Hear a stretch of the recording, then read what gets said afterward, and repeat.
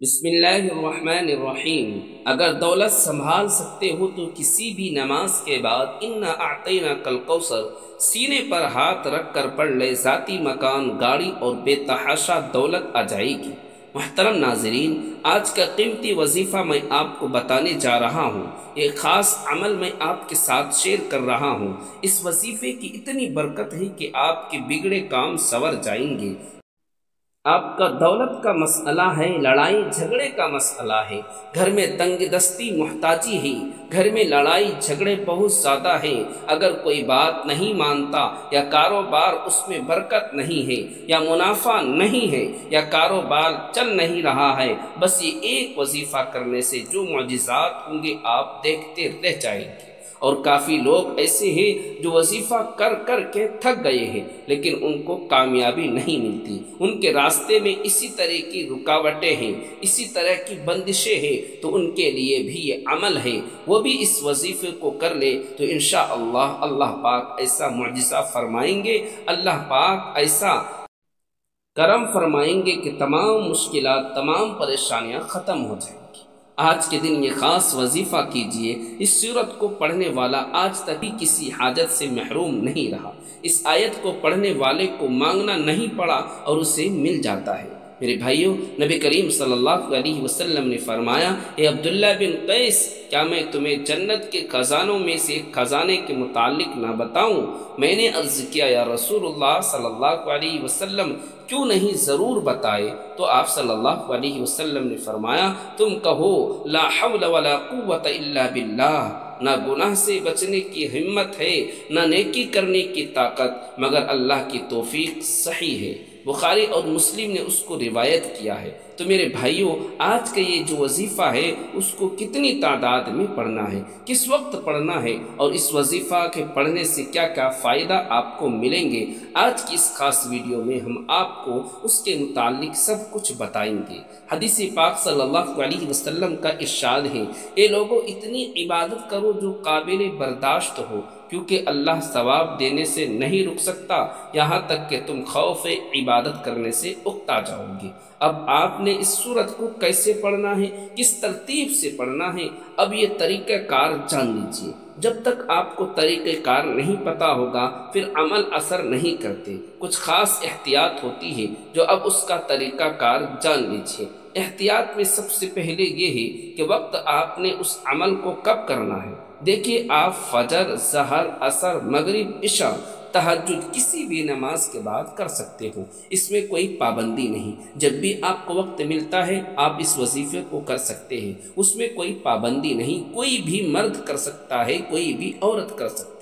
اکثر کچھ مردوں کو بھی مشکلات کا سامنا ہوتا ہے، کیونکہ مرد بیچارے اپنی بیوی بچوں کے لیے، اپنا گھر پالنے کے لیے باہر محنت مشقت کرتے ہیں۔ اسی طرح کچھ عورتوں کو بھی بہت سے مسائل ہوتے ہیں، وہ بھی اس عمل کو کر سکتی ہے اور لازمی کرے تاکہ آپ کی زندگیوں میں آسانیاں آئے۔ جو بھی مسئلہ ہے بس آپ نیت رکھ کر یہ پڑھو گے، یہ عمل کرو گے تو آپ کے مسائل کا حل ہو جائیں گے انشاءاللہ۔ اس وظیفے کی برکت سے اللہ پاک کی خصوصی رحمت ہوگی۔ عورتیں اس کو خاص ایام میں بھی کر سکتی ہے، اس میں کوئی بھی پابندی نہیں۔ اگر پہلے آپ کوئی عمل کرتے ہیں، کوئی وظیفہ کرتے ہیں، کوئی تسبیح کرتے ہیں، اس کے فوراً بعد بھی اس عمل کو کیا جا سکتا ہے، اس میں بھی کوئی پابندی نہیں۔ وقت کو مد نظر رکھ کر وظیفے کی طرف چلتے ہیں۔ اعوذ باللہ من الشیطان الرجیم، بسم اللہ الرحمن الرحیم۔ یہ وظیفہ کا حصہ ہے، آپ نے لازمی پڑھنا ہے۔ اس کے بعد آپ درود شریف پڑھیں۔ ایک بار میرے ساتھ بھی پڑھیے، اللہم صلی علی محمد وعلی آل محمد كما صليت على إبراهيم وعلى آل إبراهيم إنك حميد مجيد اللهم بارك على محمد وعلى آل محمد كما باركت على إبراهيم وعلى آل إبراهيم إنك حميد مجيد۔ یہ درود پاک آپ نے 7 بار پڑھنا ہے۔ آپ صلی اللہ علیہ وسلم کی ذات پر، اور اگر کسی میرے بھائی بہن کو یہ درود پاک نہیں آتا، کوئی سا بھی پڑھ سکتا ہے جو اس کو آتا ہے، اور اگر کوئی بھی نہیں آتا تو وہ اتنا کہہ سکتا ہے صلی اللہ علیہ وسلم۔ اس کے بعد آپ نے یہ سورت انا اعطیناک الکوثر پڑھنی ہے۔ قرآن پاک کی سورت کوثر کے نام سے بھی ہم جانتے ہیں۔ اس سورت کو آپ نے کبھی پڑھنی اور کیسے پڑھنی ہے، کتنی بار پڑھنی ہے، سب طریقہ بتاؤں گا انشاءاللہ۔ جب آپ اس وظیفے کو کریں گے یہ سب پریشانیاں آپ کے اوپر سے دور ہو جائیں گی۔ اللہ پاک اسی صورت میں ہمیں یہ آگاہ بھی کر رہے ہیں کہ ہم غمگین اور اداس نہ ہو، کیونکہ ہر مصیبت کے بعد آسانی ہوتی ہے۔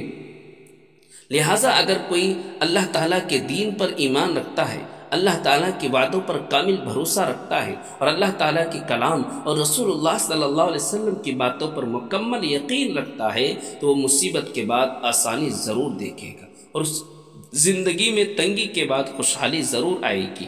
آپ نے اس سورت کو صرف 21 بار سینے پر ہاتھ رکھ کر پڑھنا ہے، اچھی طرح پڑھنا ہے، اور جب آپ اس کو پڑھیں گے آپ کے ذہن میں آپ کے مقصد ہو، جو آپ کے لیے مشکلات بنی ہوئی ہیں، جو آپ کی حاجتیں ہو، آپ یقیناً اسی نیت سے ہی کریں گے کہ آپ کے تمام مسائل دور ہو جائیں گے۔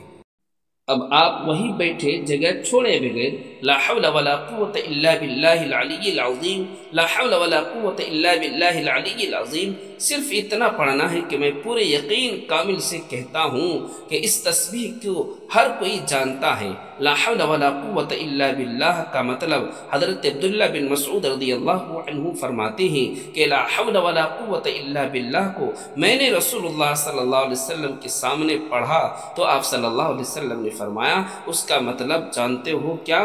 میں نے عرض کیا اللہ اور اس کے رسول صلی اللہ علیہ وسلم خوب جانتے ہیں۔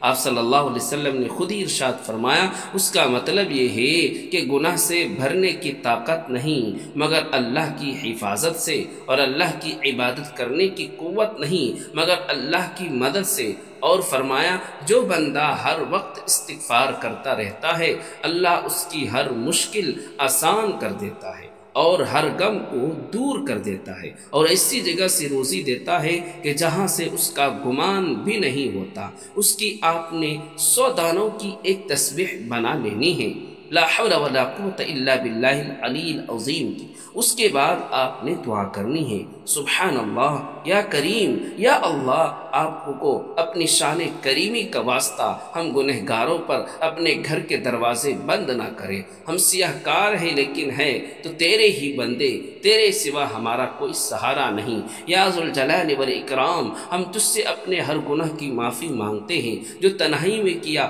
یا محفل میں کیا ہو، نادانی میں کیا یا انجانے میں کیا۔ اللہ اپنی شان کریمی کے صدقے، اپنے کعبے کی عظمت کے صدقے ہمیں معاف فرما دے۔ تمام دوستوں سے گزارش ہے کہ اگر آپ نے چینل کو سبسکرائب نہیں کیا ہے تو چینل کو سبسکرائب کر کے لائک اور شیئر کریں۔